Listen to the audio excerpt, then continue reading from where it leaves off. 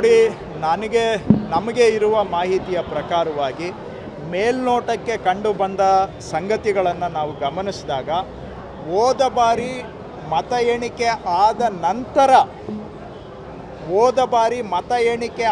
ನಂತರ ಕೆಲವು ಈ ಪೋಸ್ಟಲ್ ಬ್ಯಾಲೆಟ್ಗಳನ್ನು ತಿದ್ದಿದ್ದಾರೆ. ಯಾಕೆ ಅಂದರೆ ಹೋದ ಬಾರಿ ಪೋಸ್ಟಲ್ ಬ್ಯಾಲೆಟನ್ನು ಕೌಂಟ್ ಮಾಡಿ ಎಲ್ಲ ಪಕ್ಷದ ಏಜೆಂಟುಗಳು ಕೂಡ ಒಪ್ಪಿ ಅದಕ್ಕೆ ಸಹಿ ಹಾಕಿದ್ದಾರೆ. ಅಂಥ ಕಡೆ ಈ ಬಾರಿ ಯಾವ ಓಟುಗಳು ರಾಜೇಗೌಡರಿಗೆ ಬಿದ್ದಿದ್ವು ಅಲ್ಲಿ ಕೆಳಗಡೆ ಬೇರೆ ಇಂಕನ್ನು ಉಪಯೋಗಿಸಿ ಬೇರೆ ಅಭ್ಯರ್ಥಿಗಳಿಗೂ ಕೂಡ ಅಲ್ಲಿ ಟಿಕ್ ಮಾರ್ಕ್ ಮಾಡಿ ಓಟನ್ನು ಹಾಕದಂಗೆ ಮಾಡಿ ಆ ಓಟುಗಳನ್ನು ಅಮಾನ್ಯ ಮಾಡಿದ್ದಾರೆ, ಇನ್ವ್ಯಾಲಿಡ್ ಮಾಡಿದ್ದಾರೆ.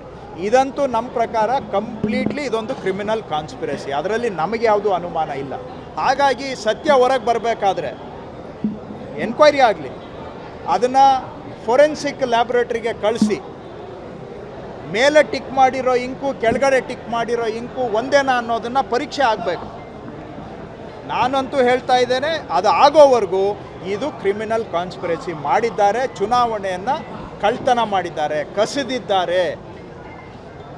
ಪ್ರಜಾಪ್ರಭುತ್ವದ ಆಶಯಕ್ಕೆ ವಿರುದ್ಧವಾಗಿ ನಡೆದಿದೆ. ಇವತ್ತು ಯಾರೋ ಕೆಲವು ಅಧಿಕಾರಿಗಳು, ಎಲ್ಲರೂ ಅಂತ ಹೇಳೋದಿಲ್ಲ, ಒಬ್ಬಿಬ್ಬರು ಅಧಿಕಾರಿ ಸೇರಿ ಹೋದ ಬಾರಿ ಯಾವ ಓಟು ಅದು ಒಂದೇ ಬಂಡ್ಲಲ್ಲಿ ರಾಜೇಗೌಡರಿಗೆ ಬಂದಿತ್ತು ಅಂತ ಎತ್ತಿ ಕೌಂಟ್ ಮಾಡಿ ಇಟ್ಟಿದ್ದನ್ನು ಅದರಲ್ಲಿ ಇವತ್ತು ಬೇರೆ ಅಭ್ಯರ್ಥಿಗಳಿಗೆ ಟಿಕ್ಕು ಒಂದೇ ಬಂಡ್ಲಲ್ಲಿ ಆಗಿದೆ.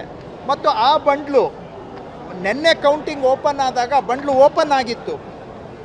ಸೊ ಅಲ್ಲಿಗೆ ಏನು ಅರ್ಥ?